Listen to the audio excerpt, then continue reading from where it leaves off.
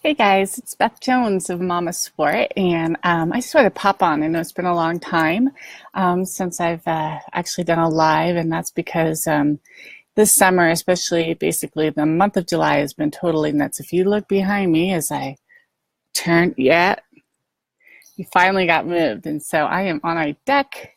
This beautiful scenery in the background. I am thrilled. You'll be seeing me do a lot more stuff from out here from now on, until at least until it starts getting snowy and not good enough. But I wanted to pop on today, and I'm not going to take too much of your time because I know we just don't have a lot of time since mom. But I'm talking a lot this week about kind of this idea of, the breastfeeding mama, and especially the breastfeeding athlete.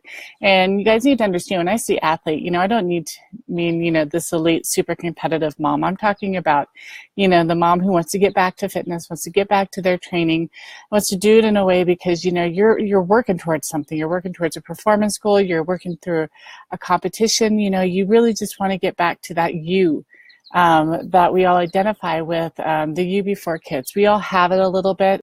And as much as we love our children, there's that part of us like, oh, remember when I used to do this or when I used to do that. And often after pregnancy, especially, we get eager to start doing those things that we used to do before baby again. And what I find with a lot of my clients and a lot of the posts I get tagged on and the questions I get is, this concern of like, how do I return to exercise and not have my supply diminish? And it comes up all the time. And, I had a little bit of that as well, especially with my first. I had a pretty low supply as it was, plenty for him, and he's flourished, and he's just a skinny kid, and he always has been. But, when I started getting back into sport and into rowing and things like that, it was something that I had to be mindful of. So, there's a couple of things we need to think about when we start talking about training and our supply. And the one main thing we have to understand is that training and breast milk both take calories. In order to keep your supply up, you have to have enough calories and enough nutrients in your body for your body to be able to have the energy stores it needs to make milk for your baby. And you also want to make sure that that milk that you're giving your baby is contained with high quality nutrients and foods that you're feeding yourself. So number one, what I would suggest to you is, if you're sitting there thinking, and we all have, those weight loss and aesthetic goals too sometimes. So instead of falling into the kind of traditional deficit approach to weight loss where you're cutting calories and things, this is really, when you're breastfeeding, it's not the time to do that.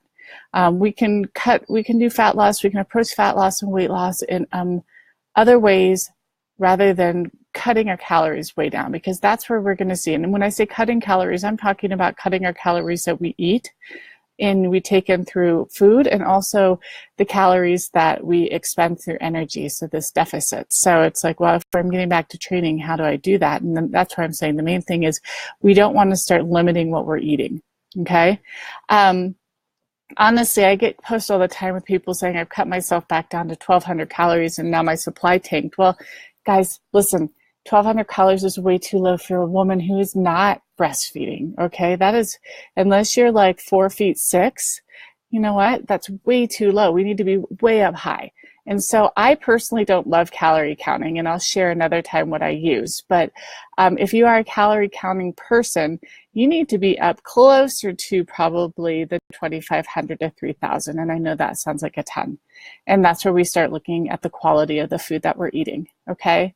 So for breastfeeding alone, we need to be up there. And then when we're starting to think about our training, then we got to think about, hey, I'm fueling myself after my training to at least in somewhat replenish those energy stores. And, it doesn't have to be huge meals or anything like that. It's, again, we're looking at quality. So are you getting your good rainbow colored fruits and vegetables? Are you getting, pre and post workout a really good protein source? And I like a real protein source. You know what? If one of those pre or post needs to be a very good natural whey or plant-based protein powder in a shake, then fine. Okay, but one of those should be some good protein. So either, meat-based or good veggie, plant-based protein afterwards, to really help fuel yourself. And then we're looking at those fibers, vegetables to give you some additional calories, but also to give you the nutrients that you need to keep that supply up. And then finally, those of you that are paleo or if you're keto, that's great. There's nothing wrong with that. But if you're having dips in your supply, I would highly, highly just encourage you to go ahead and try adding back in some grains and starchy carbs. This doesn't have to be gluten, but some carbs in there, some, maybe a little, lower on the GI index, but still some of, meat, a little bit of a sugar to help, your body feed itself, because those carbs do provide nutrients.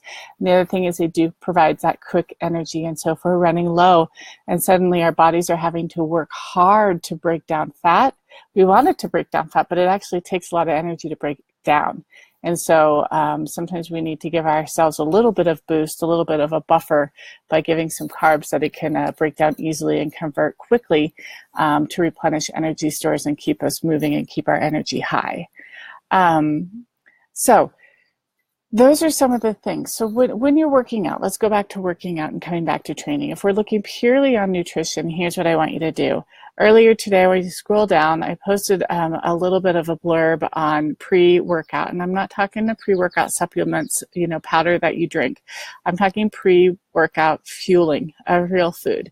So I want you to start making sure 30 minutes to an hour before your workout, you get a good snack full of some quality protein and a little bit of carbs. Now, if you're doing more of a 30-minute, interval circuit workout that is going to be quick and kind of more metabolic based, then go ahead and get, something that can be a little bit of a higher on the GI index that will break down and give you energy quick. If for some reason you are doing a longer workout, maybe you're going into an endurance plan, maybe you're training for a race or a triathlon or something like that. Or if you're like myself, I just got done with a weightlifting session, but it was an hour and a half long. That's a long amount of time to need energy. Then go for those kind of the lower GI that's going to take a little longer to break down. It'll kind of give you a drip of energy that'll keep you fueled.